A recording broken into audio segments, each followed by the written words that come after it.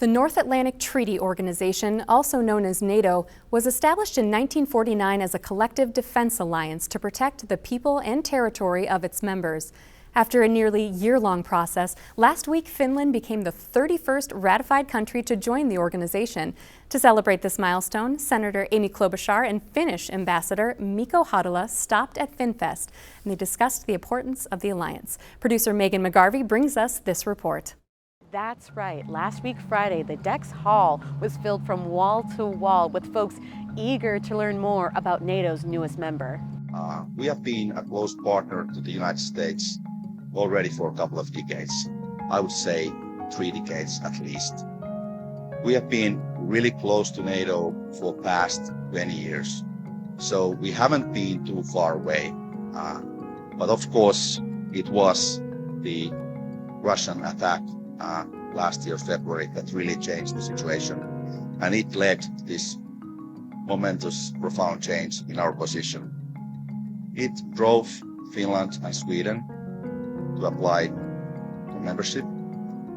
It also is now bringing all the Nordics for the first time in history for a number of centuries to the same alliance.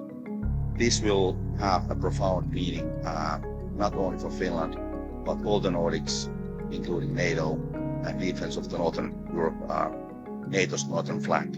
When you're not an ally, you're left out of certain key planning and key logistical things that make you not only a viable partner, but to help you to defend yourself. And so the biggest change now in that respect is Finland is on the team. And now we plan together, we work logistics together, and we will only become even more interoperable into the future. When asked what barriers were in place to stop Finland from joining NATO, the ambassador had this to say. We used to have, I would say, 4 barriers. One of them was the national opinion. Most of the people felt that the situation is, if not perfect, good enough. We don't need absolutely to make this decision. So there was a domestic barrier in that sense. Secondly, our closest neighbor, Sweden, didn't want to change its traditional policy. And like any person who takes a look at the map, Finland and Sweden, they kind of go together. You can't really meaningfully take the other one and leave the other one out. Thirdly, we had concerns about the possible Russian reactions. And now, of course, when they are fighting the war in Ukraine, the reality is that their resources are stuck in that fight and they cannot really focus too much elsewhere. So that kind of gave us a certain room to maneuver. The fourth point is that as an aftermath of the attack, the whole NATO was taking defense more seriously. NATO was really paying a lot of attention to these aspects, and we could count on strong support to get that from all the allies, including the United States. Regarding how this alliance with Finland will impact Minnesota, Senator Amy Klobuchar had this to say.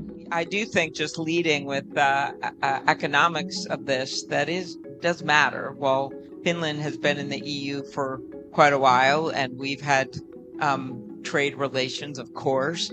This is just going to even enhance those relations. And especially for Minnesota, if I could put on my selfish Minnesota hat for a second, that'll be good because we already have a Finnish present, not only with Finnish Americans, but also with trade more than the average. And I think that's going to be good. As you know, the governor led a trade mission to Finland. Not that many governors have done that around the country in recent years. So I think that's an example of that. So I just see this as nothing but a good thing. And we're just very excited that they're part of NATO and also in a sort of good ally fashion. They've been working really hard on the Sweden issue because, as you all know, Erdogan pledged, which was a big victory for the U.S. and Finland, to support Sweden's ascension into NATO. And now we still have Hungary, but the belief is when this happens in the fall, which is when it's supposed to happen, then Sweden will be part of NATO as well. So I think it's all positive for Minnesota and for our country.